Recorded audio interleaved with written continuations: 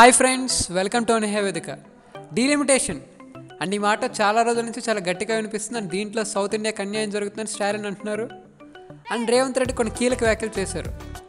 And అందులో first and foremost, south ఇండియాలో BJP అంత బాగా ఆదరించట్లేదు కాబట్టి వాళ్ళు సౌత్ పైన ఒక డిస్క్రిమినేషన్ చూపిస్తున్నారు అంటున్నారు. అండ్ ఇది రేవంత్ రెడ్డి గారు వాళ్ళ పొలిటికల్ యాంగిల్లో చేశారు. And he is a BJP leader, Congress leader, sorry. And బీజేపీని తను విమర్శించడం పొలిటికల్ యాంగిల్ ఉండొచ్చు, కానీ మనం కొన్ని ఫ్యాక్ట్స్ తెలుసుకోవాలి. నిజంగానే సౌత్ ఇండియాకి అన్యాయం జరుగుతుందా? ఒకవేళ సౌత్కి అన్యాయం జరిగితే ఎలా జరుగుతుంది? అసలు ఈ డీలిమిటేషన్ అంటే ఏంటి? దీన్ని ఏ బేస్ మీద చేస్తారు అన్నది ఒకసారి తెలుసుకోవాలి. అండ్ దీంట్లో చాలా ఇంపార్టెంట్ పాయింట్స్ ఉన్నాయి. మన వ్యూస్ ఏంటో కూడా మనం చెప్దాం. అందరి అనాలిసిస్, అందరి వ్యూస్ కూడా రావాలి. ఇది చాలా ఇంపార్టెంట్ టాపిక్. ఎందుకంటే మన పొలిటికల్ రిప్రజెంటేషన్ అనేది ఇక్కడి నుంచే ఉండాలి. ఎప్పుడైతే పొలిటికల్ రిప్రజెంటేషన్ క్వశ్చనింగ్ అనేది బలంగా ఉంటుందో ఒక డెమోక్రసీలో అప్పుడే మనం నిలబడగలం. అండ్ ఇప్పటికే మనందరం వింటూ ఉన్నాం సౌత్ ఇండియాకి నిధులు సరిగ్గా రావట్లేదని. అండ్ మనందరికీ తెలిసిందే, ఇక్కడ నుంచి ట్యాక్సెస్ ఎక్కువగా వెళ్తే తప్ప అక్కడి నుంచి ఎక్కువగా మనీ రాదు. అంటే మన నుంచి ఎక్కువ వెళ్తుంది, కానీ మనకు వచ్చే చాలా తక్కువ. ఇటు నుంచి వెళ్ళే మనీ యూపీకి లేదా వేరే స్టేట్స్కి వెళ్తున్నాయి. అదేమన్నంటే అందరి మనీ అందరం ఖర్చు పెట్టుకోవచ్చు అంటారు. Okay, fine. కానీ ఇక్కడ కూడా కొంచెం ఎక్కువ మనీ ఇవ్వాలి కదా. బాగా వర్క్ చేస్తున్న స్టేట్స్కి రివార్డ్ ఇవ్వాలి కదా. ఇవన్నీ మాట్లాడదాం. అసలు డీలిమిటేషన్ అంటే ఏంటో ఫస్ట్ చూద్దాం. డీలిమిటేషన్ మామూలుగా ఒక కాన్స్టిట్యున్సీని, ఒక పార్లమెంటరీ ఆర్ అసెంబ్లీ కాన్స్టిట్యున్సీ, అక్కడున్న పాపులేషన్ బేస్డ్గా అండ్ అక్కడున్న జియోగ్రఫికల్ కండిషన్స్ బేస్డ్గా ఈ డీలిమిటేషన్ చేస్తారు. ఫర్ సపోజ్ ఈ డీలిమిటేషన్ ఎందుకు చేస్తారంటే, మామూలు ఒక ఎంపీ సీట్లో పలానా సో అండ్ సో ఎంపీ సీట్లో XYZలో 10 lakh MP seat, 10 lakh people ఒక ఎంపీ ఉన్నాడు. అండ్ వేరేస్ ఇంకో సైడ్ చూస్తే ఒక పెద్ద స్టేట్లో 40 lakh పీపుల్ ఒక ఎంపీ ఉన్నాడు. ఇట్లా చేస్తే డెమోక్రసీ కొంచెం ఇన్బ్యాలెన్స్ అనేది వస్తుంది. బికాస్ 40 lakh పీపుల్ని ఒక ఎంపీ రిప్రజెంట్ చేస్తున్నప్పుడు ఇంకో ఎంపీ 10 lakh పీపుల్ రిప్రజెంట్ చేస్తున్నప్పుడు ఇద్దరికి చాలా తేడా ఉంటుంది. అండ్ దీన్ని బ్యాలెన్స్ చేయడానికి డీలిమిటేషన్ అనేది చేస్తారు. అండ్ ఇది అక్కడున్న జియోగ్రఫికల్ కండిషన్స్ని బట్టి, అక్కడున్న పాపులేషన్ని బట్టి డిసైడ్ చేస్తారు. ప్రాబ్లం వల్ల ఎక్కడొస్తుందంటే, జియోగ్రఫికల్గా కాకుండా జియోగ్రఫికల్లీ వచ్చే ప్రాబ్లమ్స్ వేరు ఉంటాయి. దాని గురించి ఒక సపరేట్ వీడియో చేసుకోవచ్చు. అండ్ మన ఏపీ తెలంగాణలో అసెంబ్లీ కాన్స్టిట్యున్సీస్ని కూడా డీలిమిటేషన్ చేయాల్సింది. అది ఏపీ రీఆర్గనైజేషన్ అట్లా ఉంది. దాన్ని కూడా ఎప్పుడు చేస్తారో తెలియదు, అప్పుడు చేస్తూ ఉన్నారు. బట్ 2026 పాపులేషన్స్ తర్వాత, సెన్సస్ తర్వాత చేస్తూ ఉన్నారు. అండ్ ఇక్కడ ప్రాబ్లం ఎక్కడ వస్తుందంటే, ఫ్యామిలీ ప్లానింగ్ ప్రోగ్రామ్ మనందరికీ తెలిసిందే. 1970s ఆ టైంలో ఫ్యామిలీ ప్లానింగ్ ప్రోగ్రామ్ ఇంట్రడ్యూస్ చేశారు. అండ్ దీన్ని సౌత్ చాలా బాగా ఇంప్లిమెంట్ చేసింది. మన సౌత్ ఇండియన్ స్టేట్స్లో చూస్తే 1.8 పర్ ఫ్యామిలీ ఉన్నారు. అంటే ఒక్కరు లేదా ఇద్దరు మాత్రమే పిల్లలు ఒక ఫ్యామిలీలో. వేరేజ్ నార్త్ ఇండియాలో చూస్తే అది బీహార్ లైక్ యూపీ స్టేట్స్లో 3, మ్యాక్సిమం 2.83 ఉంది. ఇద్దరు లేదా ముగ్గురు పిల్లలు, మ్యాక్సిమం ముగ్గురు ఉన్నారు. అండ్ అది ఇప్పుడు కంట్రోల్ అవుతుంది రీజనబుల్గా. అయితే ఇక్కడ 2001 సెన్సస్ ప్రకారం మేము పాపులేషన్ సెన్సస్ ప్రకారం డీలిమిటేషన్ చేస్తూ ఉంటున్నారు. అప్పటికే సౌత్ ఇండియాలో పాపులేషన్ కంట్రోల్ అని ఒక దగ్గరకు వచ్చేసింది. బట్ నార్త్లో అది ఇంకా జరగలేదు. అండ్ స్టిల్ ఈరోజు కూడా జరగలేదు, ఇప్పుడు జరుగుతుంది. సో అలా చేస్తే సౌత్ ఇండియా ఖచ్చితంగా అన్యాయం అవుతుంది. అండ్ అమిత్ షా గారు ఇంకో మాట అంటారు, మేము అన్యాయం చేయము అని. ఒకరు అన్యాయం చేయకపోతే ఏ బేస్ మీద చేయరు? ఫస్ట్ థియరీలో మనం చెప్పుకునే సినారీలో ఖచ్చితంగా సౌత్ ఇండియాకి అన్యాయం జరుగుతుంది. ఎందుకంటే ఇక్కడ పాపులేషన్ తక్కువ ఉంది. పాపులేషన్ రేషియోలో చూసుకున్నప్పుడు సౌత్ ఇండియాకి ఎంపీ సీట్లు తక్కువనే వస్తాయి. For example, UP parliament seats 120 పెంచారు అనుకుందాం. బీహార్కి ఒక 80 or 90 ఎంపీ సీట్స్ వస్తాయి అక్కడ పాపులేషన్ రేషియో ప్రకారం. ఆంధ్రప్రదేశ్ 26 or 27, తెలంగాణ ఒక 19 to 20. ఎక్కడ 39 సీట్స్ ఉన్న తమిళనాడు 42కి వెళ్తుంది. సౌత్ ఇండియా రిప్రజెంటేషన్ చాలా ఘోరంగా పడిపోతుంది. ఇక్కడ ఆల్మోస్ట్ 68 సీట్స్ తమిళనాడుకి యూపీకి గ్యాప్ ఉంది. 58 seats if I'm not wrong. So ఇంత పెద్ద గ్యాప్ ఉన్నప్పుడు దాన్ని ఫిల్ చేయాలి కదా. పోనీ అమిత్ షా గారు చెప్తున్న ఇంకో సినారియో, మేము ఎవరికి అన్యాయం చేయమంటున్నారు. ఎవరికి అన్యాయం చేయమంటే ఇంకో సినారియో ఏంటంటే, సింపుల్గా అందరికీ సీట్లు పెంచడం.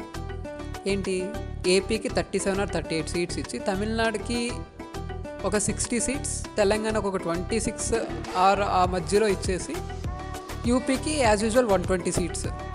ఇక్కడ చూసినా కూడా యూపీకి తమిళనాడుకి చాలా డిఫరెన్షియేషన్ ఉంది. ఇక్కడ సీట్ల డిఫరెన్షియేషన్ మీరు చాలా జాగ్రత్తగా గమనించాలి. ఎందుకంటే ఒకప్పుడు యూపీకి తమిళనాడుకి ఇప్పుడున్న సీట్ల ప్రకారం చూస్తే 41 సీట్స్ డిఫరెన్స్ ఉంది ఇద్దరికి. ఇక్కడ 39 అంటే అక్కడ 80 ఉంది. సో 39, 80 అంటే 41. ఇప్పటికే మన పార్లమెంట్లో మన రిప్రజెంటేషన్ చాలా తక్కువ. సౌత్ ఇండియాలో ఒక్క స్టేట్లో కూడా ఫుల్ ఫ్లెజ్డ్గా లేని పవర్లో లేని ఒక పార్టీ మొత్తం ఇండియన్ ఏలుతున్నారు. వాళ్ళు పవర్లో ఉన్నారు. ఇక్కడ మనకు తెలిసిపోతుంది సౌత్ ఇండియా రిప్రజెంటేషన్ ఎంత బాగా తగ్గిపోయిందో. టోటల్ సౌత్ ఇండియా సీట్స్ అన్నీ కలిపితే యూపీ, బీహార్ ఈ రెండు సరిపోతాయి. 80-40, 120. సౌత్ ఇండియా మొత్తం గెలకపోయినా 2 స్టేట్స్ ఫుల్ ఫ్లెడ్జ్డ్గా గెలిస్తే చాలు ఆ పార్టీ పవర్లోకి రావడానికి. అది ఏ పార్టీ అయినా కానివ్వండి, బీజేపీ అయినా, కాంగ్రెస్ అయినా, ఏదైనా. సో ఇది కరెక్టేనా? ఇది ఈక్వాలిటీకి, ఇది జస్టిస్ కిందకు వస్తుందా? ఇది డెమోక్రసీ కిందకు వస్తుందా అంటే క్వశ్చనబుల్లే. అందరికీ ఈక్వల్గా ఉండాలి కదా. అందరూ ఇండియానే కదా. మనం ఇండియాలోనే ఉన్నాం, వాళ్ళు ఇండియాలోనే ఉన్నారు. ఇండియా అంటే ఒక పార్ట్ కాదు కదా. అన్ని పార్ట్స్ కలిపితేనే కదా, అన్ని రిలీజియన్స్, అన్ని క్యాస్ట్లు కలిపితేనే కదా అందరికీ సమన్యాయం చేయాలి. సో అలా చేయాలనుకున్నప్పుడు మనం ఖచ్చితంగా ఒక పని అయితే చేయాలి.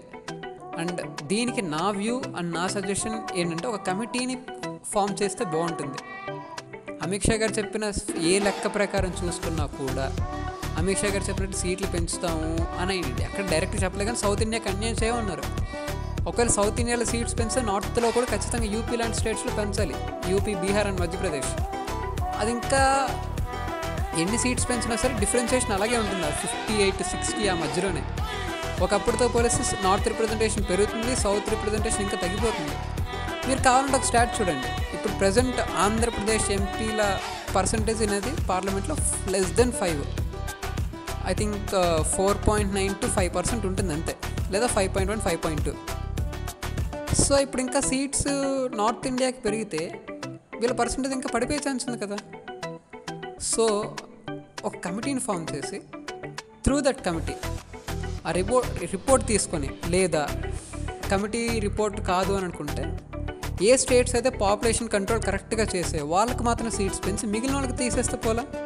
ఎందుకంటే ఇంప్లిమెంట్ చేసిన వాళ్ళకి ఒకటేలాగా, చేయని వాళ్ళకి ఒకటేలాగా. అప్పుడు చేసిన వాళ్ళకి రివార్డ్ ఎక్కడ ఉంటుంది? ఇప్పుడు మనం స్కూల్స్లోనో కాలేజెస్లోనో ఒక మాట ఎప్పుడు వింటూ ఉంటాం, ధర్మో రక్షతి రక్షిత. ఈ సెంటెన్స్ ఇక్కడ ఎందుకు చెప్పారని మీకు డౌట్ రావచ్చు, కానీ ఒకసారి ఆగండి. ఇక్కడ ఇష్యూ ఏంటంటే ఒక టాస్క్ అనేది ఇచ్చినప్పుడు దాన్ని కంప్లీట్గా ఇంప్లిమెంట్ చేసిన వాళ్ళకి ఒకటేలాగిచ్చి, ఇంప్లిమెంట్ చేయని వాళ్ళకి పనిష్మెంట్ ఇచ్చి, ఇస్తే ఇద్దరికి పనిష్మెంట్ ఇవ్వాలి, లేకపోతే ఇద్దరికి సీట్స్ పెంచకూడదు. సో దట్స్ వై పెంచితే ఒక 25 or 30 years తర్వాత డీలిమిటేషన్ చేయాలి. ఆర్ఎల్స్ అదర్వైజ్ జస్ట్ పాపులేషన్ కంట్రోల్ చేసిన స్టేట్స్కి మాత్రమే సీట్స్ పెంచి మిగిలిన వాళ్ళకి సీట్స్ పెంచకుండా ఉంటే చాలా బెటర్గా ఉంటుంది. అండ్ దీనిపైన ఎన్డీఏ అలయన్స్గా ఉన్న టీడీపీ కానీ జనసేన కానీ ఎంత ఫాస్ట్గా బయటకు వచ్చి మాట్లాడితే అంత మంచిది. అండ్ స్టాలిన్ రాసిన ఒక లెటర్లో ఒక మాట కూడా అన్నారు, మీరు పొలిటీషియన్స్గా కాదు పీపుల్ రిప్రజెంటేటివ్స్గా బయటకు రండి అని. అండ్ నిజంగా సౌత్ ఇండియన్ స్టేట్స్కి అన్యాయం జరుగుతుంది అనుకుంటే బయటకు రావాలి. నాట్ ఓన్లీ సౌత్, అది ఏ బ్యాక్గ్రౌండ్ నుంచి అయినా సరే, ఎవరికి అన్యాయం జరుగుతున్నా సరే అందరం క్వశ్చన్ చేయాలి, మనందరి వ్యూస్ రావాలి. ముఖ్యంగా పవన్ కళ్యాణ్ గారు ఒక మాట అన్నారు, నార్త్ని సౌత్ని వేరు చేయకుండానే అని. ఇక్కడ క్లియర్గా జరుగుతుంది ఏంటంటే ఇదే. ఇప్పుడు బీజేపీని ఏదో గొడవ పడమని కాదు, మనం కొన్ని పాలసీస్లో బీజేపీని సపోర్ట్ చేసాం అవుట్ రైట్గా, లైక్ ఆర్టికల్ 370, డిమానిటైజేషన్ పాలసీని, కొంచెం జిఎస్టీ కానీ. సో ఇలాంటి పాలసీస్లో సపోర్ట్ చేసాం. బట్ ఒక ప్లేస్కి ఎప్పుడు కూడా అన్యాయం చేయకూడదు. మీ అందరి వ్యూస్ కావాలి. అసలు మీరేమనుకుంటున్నారు కామెంట్స్ చేయండి.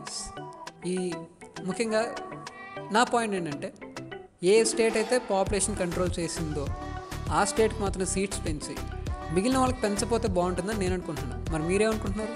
మనందరి వ్యూస్ గట్టిగా తెలియాలి.